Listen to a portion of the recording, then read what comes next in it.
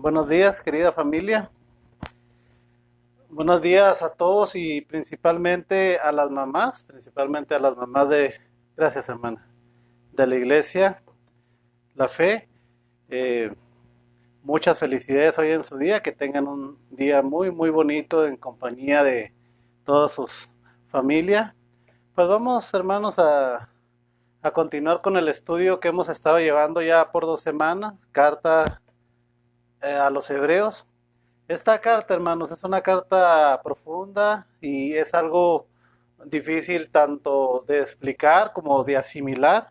Así que si ustedes les quedan dudas o tienen algún comentario, pues ya saben, pueden comunicarse conmigo, pueden buscarme y pues juntos vamos a poder llevar a cabo o aclarar cualquier duda.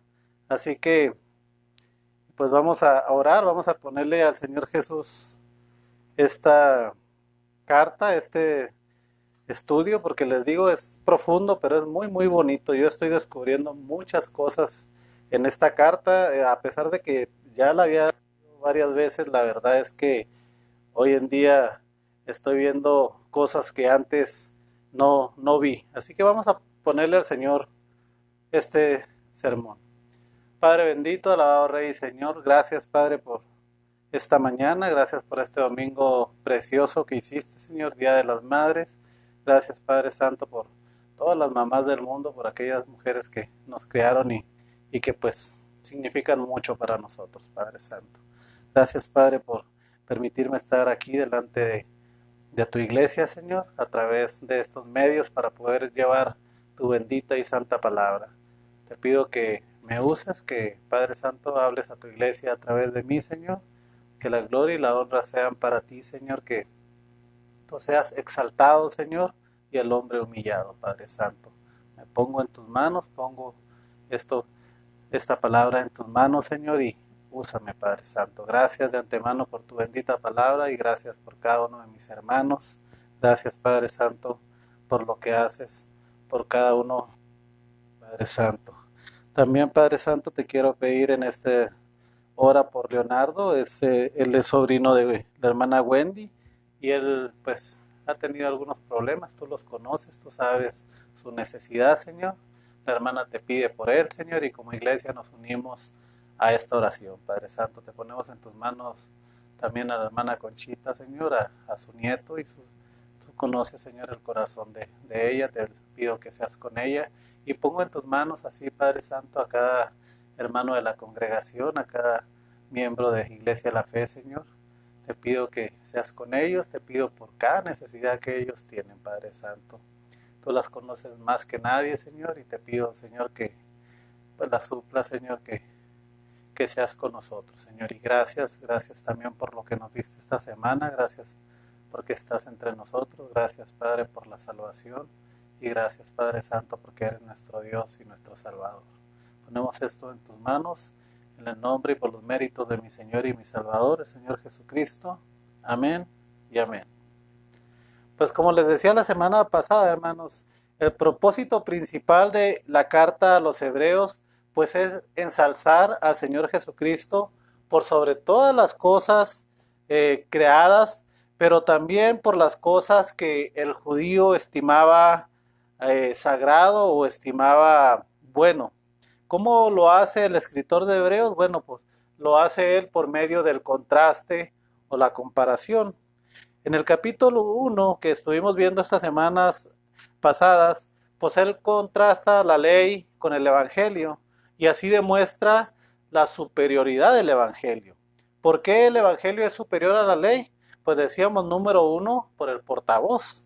Hebreos 1.1 dice, Dios habiendo hablado muchas veces y de muchas maneras en otro tiempo a los padres por los profetas, en estos postreros días nos habla por el Hijo, a quien constituyó heredero de todo y por quien asimismo hizo el universo.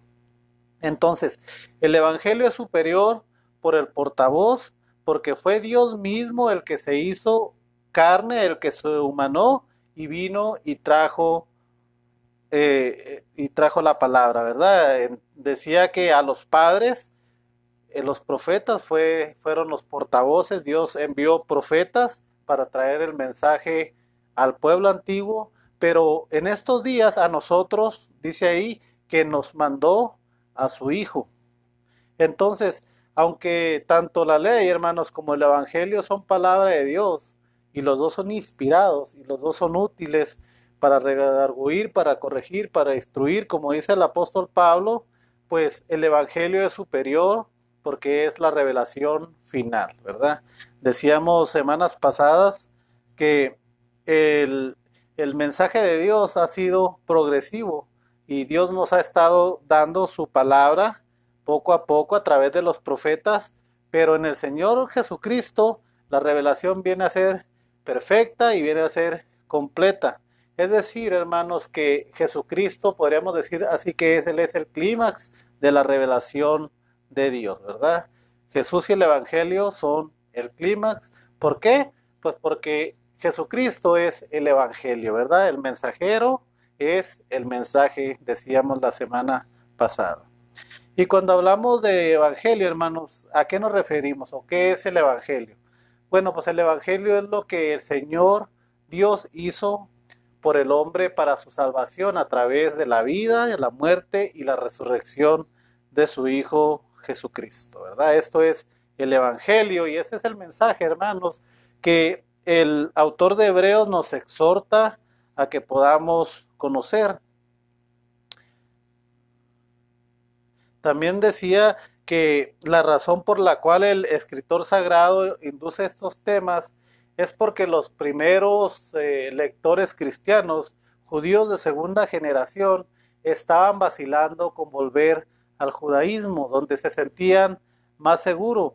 Entonces, el autor de Hebreos lo que va a hacer es asegurarles que están cometiendo un error al alejarse del evangelio y volver al judaísmo. Están dejando lo perfecto y quieren regresar a lo que fue provisional y a lo que fue temporal. Entonces, lo que él va a hacer en estos primeros capítulos o en el primer capítulo lo que hace es demostrarles que el Señor Jesús es superior a los profetas, que el mensaje es superior a la ley y que Jesús es superior a los ángeles también.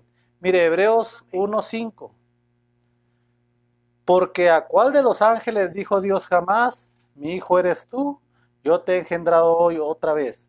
Yo seré para él padre y él será para mí hijo, ¿verdad? Aquí vemos al Señor Jesús superior a los ángeles. Ahora, ¿por qué el judío tenía en tanta estima a los ángeles? ¿O por qué el autor de Hebreos tiene que aclarar la superioridad de Jesús versus los ángeles? Bueno, porque según la tradición judía, hermano, la ley fue dada por medio de ángeles y por eso es que ellos los tenían en gran estima. Mire, Hechos 7:53, vamos a ver dos pasajes. Hechos 7:53, búsquelo en su Biblia.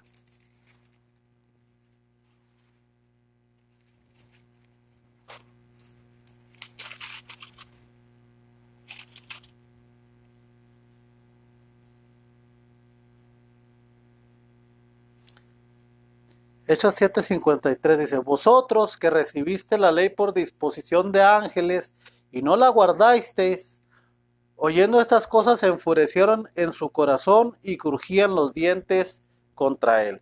Entonces aquí este es el discurso de Esteban, donde Esteban les está diciendo, ustedes recibieron la ley por medio de ángeles y no la guardaron, ¿verdad? Dice que esto les enfureció en gran manera. Pero mire esto, recibieron la ley por medio de ángeles. Gálatas 3:19, hablando el apóstol Pablo.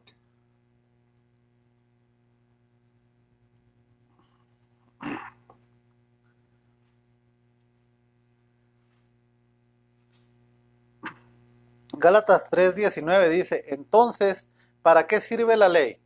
Fue añadida a causa de las transgresiones hasta que viniese la simiente a quien fue hecha la promesa y fue ordenada por medio de ángeles en manos de un mediador. ¿Quién era ese mediador? Pues era Moisés, ¿verdad? Entonces aquí vemos que el pueblo judío pues tenía en alta estima a los ángeles porque Dios los había usado para dar la ley. Entonces el capítulo 1 lo que nos enseña y lo que demuestra es que el mensaje de Jesús es superior porque Él es el portavoz, porque Dios mismo fue el portavoz, quien es mayor a los profetas y quien es mayor a los ángeles. Ahora, si Jesús es mayor que los ángeles y los profetas, y la revelación que Él nos ha traído es superior a la de ellos, entonces esto debería de frenar el éxodo que estaban teniendo los primeros judíos cristianos hacia el judaísmo, ¿verdad? Está demostrándoles que Jesús es superior, número uno, porque Él es Dios, porque Él es el Hijo de Dios, que el mensaje es superior porque Dios mismo lo está trayendo. Entonces, hoy esta mañana, hermanos, vamos a ver una de las advertencias o una de las 5 advertencias que el escritor nos hace para que no nos alejemos del camino de la salvación. Entonces, esto que estuvimos viendo ahorita, pues es la introducción para que podamos entender el por qué los ángeles eran importantes, porque Hebreos 2.1 da esto. Entonces, Hebreos 2.1 dice, por tanto, es decir, por las razones expuestas, por las razones que se expusieron en el capítulo 1, dice, es necesario que con más diligencia atendamos las cosas que hemos oído, no sea que nos deslicemos. Porque si la palabra dicha por medio de los ángeles, es decir, la ley, fue firme y toda transgresión y desobediencia recibió retribución, ¿cómo escaparemos nosotros si descuidamos una salvación tan grande, la cual habiendo sido anunciada primeramente por el Señor, nos fue confirmada por los que la oyeron, testificando Dios juntamente con ellos con señales, prodigios diversos, milagros y repartiendo el Espíritu Santo según su voluntad? Entonces, en este capítulo 2, hermanos, que vamos a iniciar hoy, pues ya el escritor no trata de demostrar la superioridad del Señor, sino que más bien declara que en vista a esa superioridad, en vista a que es mayor que los ángeles, en vista de que es mayor que los profetas, en vista que su mensaje es superior a la ley, entonces nosotros debemos de poner más atención. La advertencia es, dice ahí, no sea que nos deslicemos. Por tanto, es necesario que con más diligencia atendamos las cosas que hemos oído, no sea que nos deslicemos. Ahora, ¿qué es deslizar? Bueno, el verbo deslizar en el griego es la palabra parareo y tiene dos significados. El primero es el de un vaso que está poroso, un vaso que se va vaciando poco a poco, pero de una forma muy sutil, imperceptible y gradual. Es decir, no podemos ver que se está vaciando hasta que ya está totalmente vacío. Y esto tiene que ver con el alejamiento que muchas veces tenemos nosotros de las cosas de Dios. Este alejamiento no viene de la noche a la mañana. Nadie se levanta un día y dice yo voy a dejar el cristianismo, sino que ese alejamiento va siendo gradual, poco a poco vamos alejándonos, vamos dejando de leer la palabra, vamos dejando de orar, dejamos muchas veces de asistir a los cultos, empezamos a asociarnos con el mundo y sin darnos cuenta cada día más y más nos estamos alejando del Señor. Empezamos a hacer pequeñas concesiones aquí y allá y estas al final de cuentas nos desvían el rumbo, ¿verdad?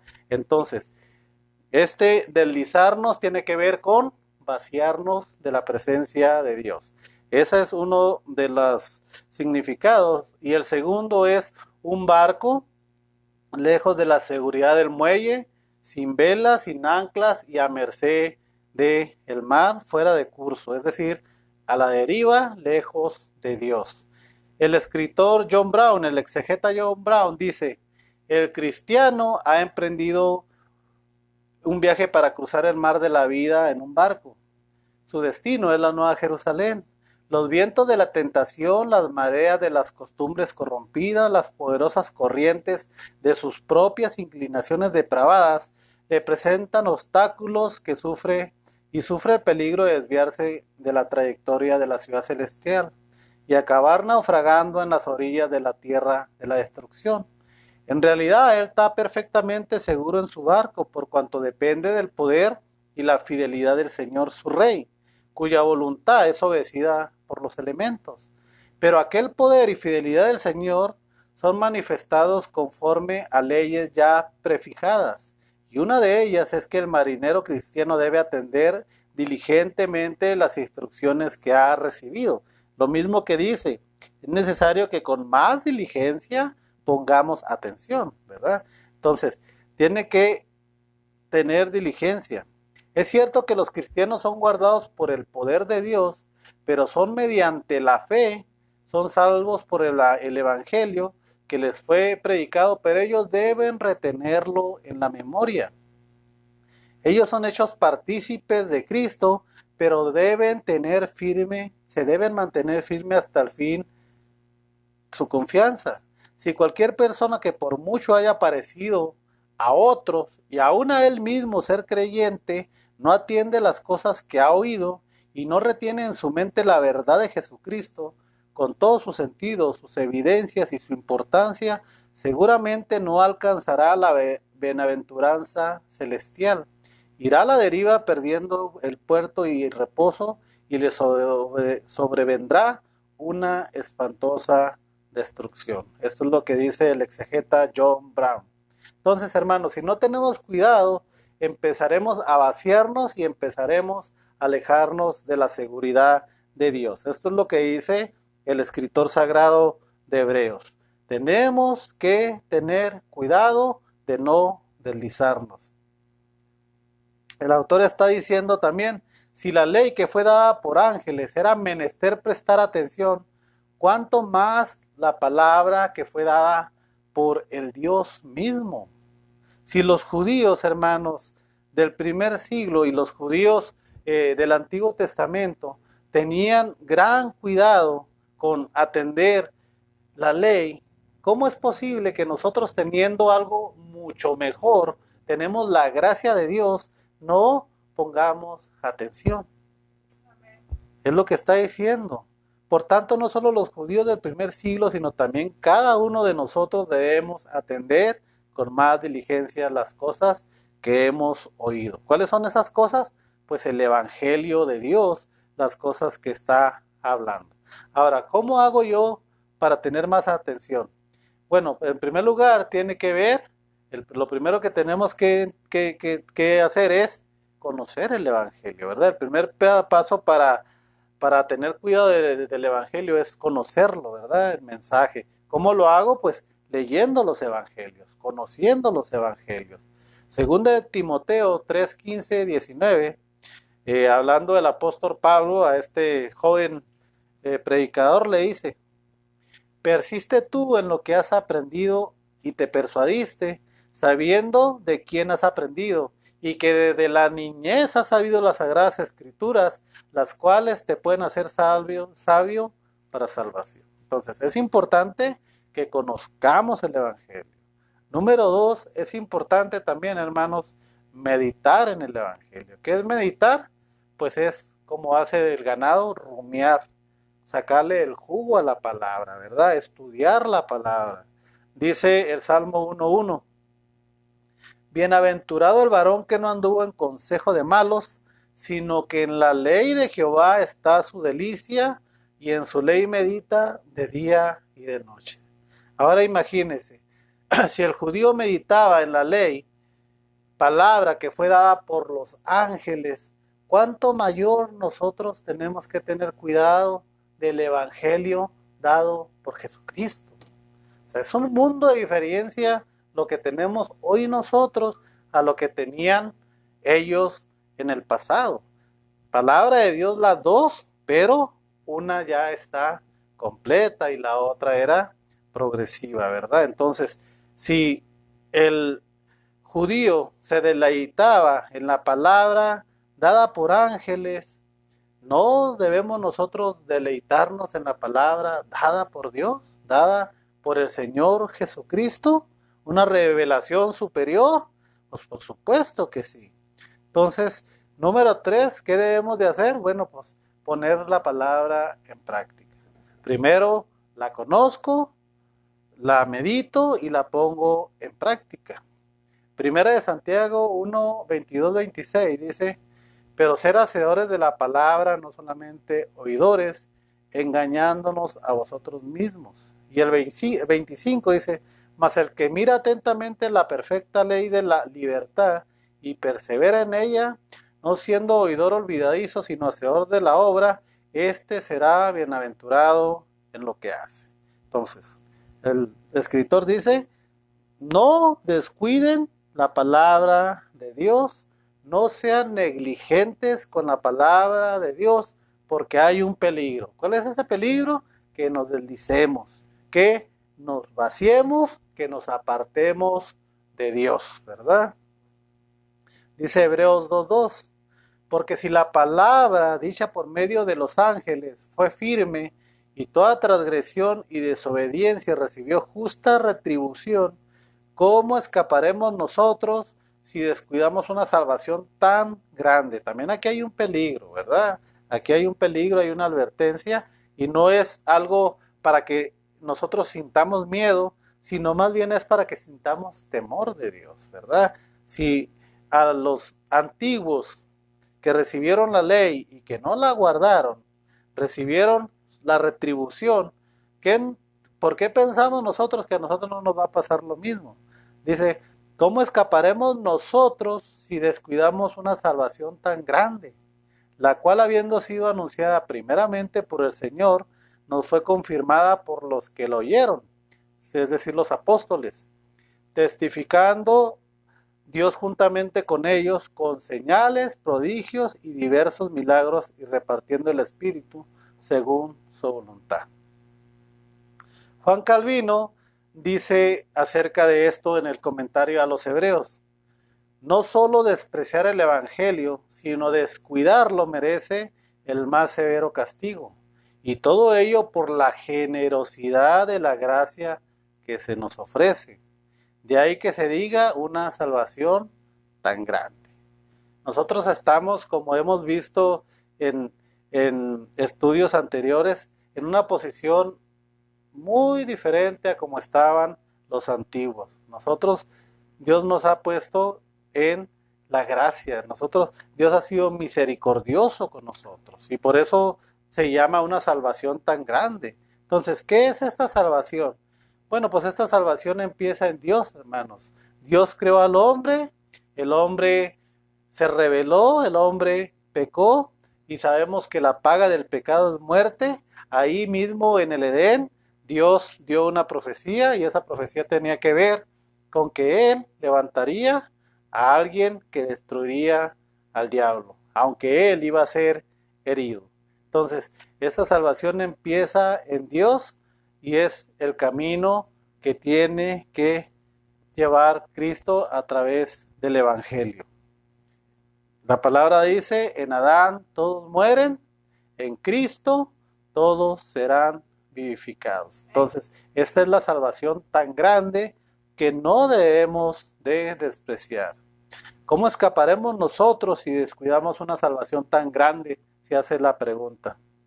Si los judíos fueron negligentes, ellos fueron también disciplinados, y nosotros podemos ver a través de la historia judía, solo recordando que salieron 2 millones de Egipto, y solamente 2 de esta generación pudieron entrar a la tierra prometida. ¿Por qué?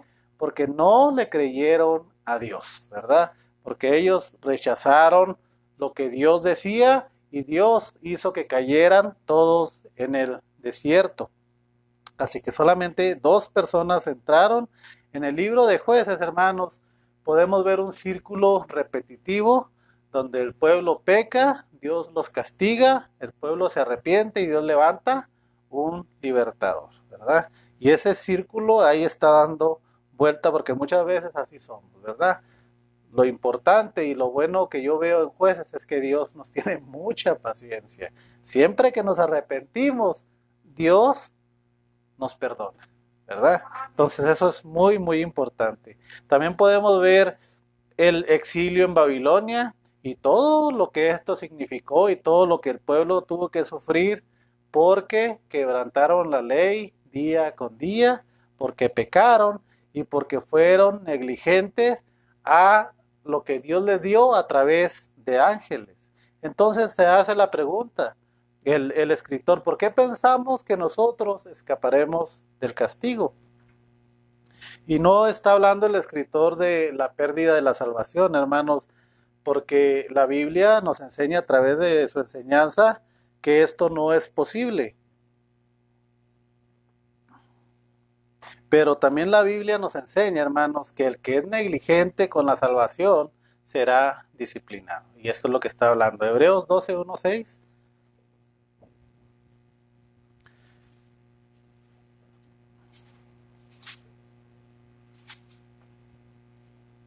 Por tanto, dice el escritor, ya que estamos rodeados por una enorme multitud de testigos de la vida de fe, quitemos todo peso que nos impide correr, especialmente el pecado que tan fácilmente nos hace tropezar, y corramos con perseverancia la carrera que Dios nos ha puesto por delante.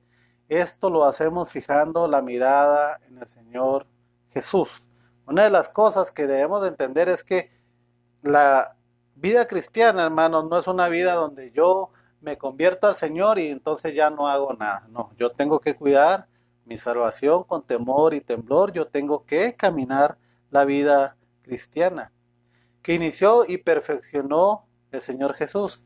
Debido al gozo que le esperaba, Jesús soportó la cruz sin importar la vergüenza que ésta representaba. Ahora está sentado en el lugar de honor junto al trono de Dios.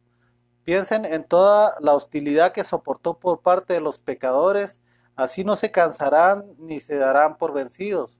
Después de todo, ustedes aún no han dado su vida en la lucha contra el pecado. ¿Acaso olvidaron las palabras de aliento con las que Dios les habla a ustedes como a hijos? Y Él dijo, Hijo mío, no tomes a la ligera la disciplina del Señor y no te des por vencido cuando te corrige, pues el Señor disciplina a los que ama y castiga a los que toma como hijos. Entonces, ¿cómo escaparemos nosotros si descuidamos una salvación tan grande? No es posible, hermanos. Nosotros tenemos que ser conscientes y tenemos que cuidar nuestra salvación, tenemos que empaparnos de la palabra de Dios y vivir la palabra de Dios. Nomás empezamos a hacer pequeñas concesiones, nomás empezamos a alejarnos de la palabra de Dios, nomás empezamos a alejarnos de la oración. Hoy, en este tiempo donde no nos podemos reunir por causas de esta enfermedad, necesitamos nosotros en nuestra casa estar aprendiendo, estar leyendo la palabra de Dios, porque muchas veces estamos acostumbrados a que solamente en la iglesia abrimos la Biblia. Y Dios nos está dando este tiempo para que usted en su casa medite y busque al Señor. Entonces necesitamos buscar a Dios. Dice, ¿cómo escaparemos nosotros si descuidamos esta salvación tan grande, la cual habiendo sido anunciada primeramente por el Señor, nos fue confirmada por los que lo oyeron, testificando Dios juntamente con ellos con señales, prodigios diversos, milagros y el repartimiento del Espíritu Santo según su voluntad? Una de las cosas, hermanos, es que los cristianos del primer siglo miraban el evangelio como inferior a la ley porque ellos sabían que la ley había sido dada por medio de ángeles. Ahora ellos habían recibido el evangelio por medio de los apóstoles y por medio del Señor Jesucristo. Y ellos decían, ellos son hombres. Entonces, si los ángeles dan la ley y el evangelio lo dan hombres, ellos decían, pues la ley tiene gran valor. Pero el escritor les muestra que no es así. ¿Por qué? Porque el primer portavoz del evangelio fue el Señor Jesucristo, quien es Dios mismo, que se tuvo que hacer hombre y por un tiempo se hizo menor que los ángeles, sí, pero eso nos convenía a nosotros y solo fue por un tiempo. Hoy en día Él está en el lugar de honor que le corresponde y Él es el creador aún de los mismos ángeles. Entonces, es importante por eso el evangelio, porque Dios lo dio. Así que el escritor lo que hace también es corregir ese pensamiento, ¿verdad? El pensar que el Señor, al ser un hombre, al ser una persona, entonces era inferior a los ángeles.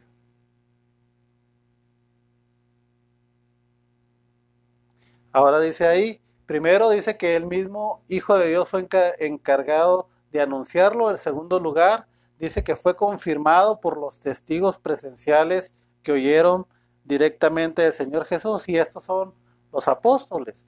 Ahora, estos apóstoles, si nosotros lo vemos en el libro de Hechos, ¿cómo fue que Dios los confirmó como portavoces de el mensaje? Pues a través de los milagros. Los milagros, hermanos, eran las credenciales de que ellos venían de parte de el Señor. Por eso es que algunos profetas del Antiguo Testamento, los apóstoles, el Señor Jesús, hicieron milagros, porque esto eran las credenciales. Por eso hoy en día ya no vemos tantos milagros, porque ya la Biblia ya está completa. Ya no necesitamos tantos milagros al estilo de como los hacían ellos. Claro que sabemos que el Señor sigue haciendo milagros, pero no como lo hacían los hombres de Dios que Dios utilizó para escribir la palabra. Entonces, hermanos, el juicio para el creyente que se aleja de la palabra de Dios es muy real. Y tenemos que tener cuidado.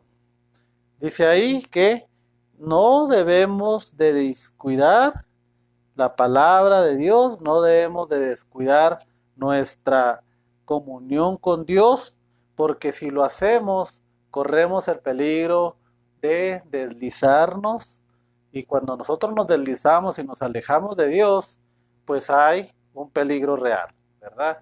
Dios nos va a traer otra vez a sus caminos, y muchas veces no nos va a gustar la forma en que lo va a hacer, ¿verdad? Entonces, esta mañana, hermanos, la pregunta que debemos de hacernos es, ¿cómo está nuestra relación con Dios? ¿Estamos leyendo la palabra de Dios? ¿Estamos cuidando nuestra salvación con temor y temblor? ¿Estamos seguros que estamos llenándonos diariamente de la palabra de Dios? ¿Cómo está tu relación con Dios? Y vamos a terminar con Miqueas 7, 18 al 19.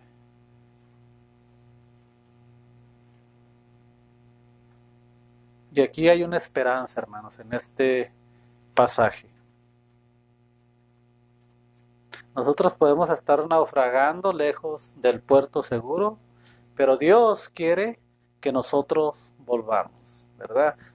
Les decía, en el libro de Jueces vemos un círculo que se repite, pero lo bonito de ese círculo es que Dios tiene misericordia de nosotros, y cuando nosotros nos arrepentimos, Él nos perdona. ¿Qué es arrepentirnos?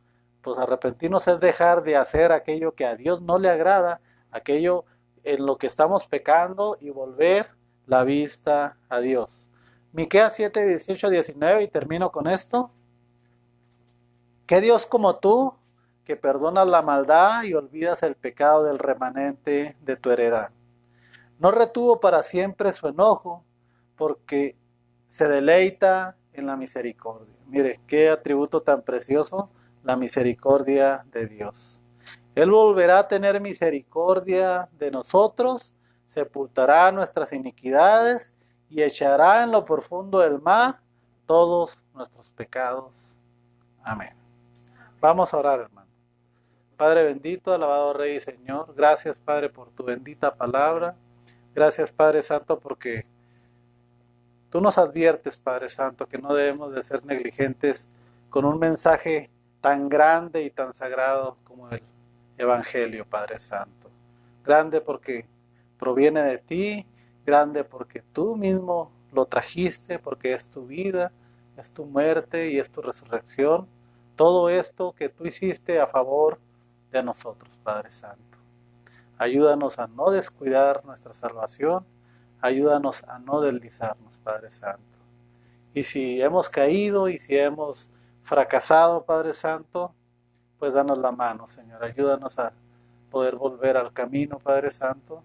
Ayúdanos a nuevamente poner la mirada en ti, Señor, autor y consumador de nuestra fe, Padre Santo. Gracias, Señor, porque sabemos que eres un Dios misericordioso, Señor, que te deleita, bendito Padre, en perdonar, Señor. Gracias por la misericordia que tienes con nosotros. Gracias porque sabemos que podemos llegar a ti en arrepentimiento, Padre Santo, y pedirte perdón, Señor. Te doy gracias, Padre, por este hermoso pasaje, Señor. Gracias por tu bendita palabra y, Padre, que llegue al corazón de todos aquellos que tú quieres que llegue, Padre Santo. Que no vuelva vacía, Señor, que haga todo lo que tú quieres que haga tu bendita palabra. En tus manos te pongo a cada uno de mis hermanos de la Iglesia de la Fe, Señor. Te pongo en tus manos, Dios Todopoderoso, el regreso a la iglesia, Señor. No sabemos cuánto tiempo vamos a estar sin reunirnos, Padre Santo, pero pues permite que pronto podamos volver a estar juntos, Señor, poderte alabar juntos, Señor, y poder, Padre Santo, tener comunión los unos con los otros, Señor. Te pongo las necesidades de cada uno de mis hermanos en tus manos y gracias por tu bendita palabra, Señor. Los méritos de nuestro Señor Jesucristo oramos. Amén y amén. Amén. Estamos despedidos.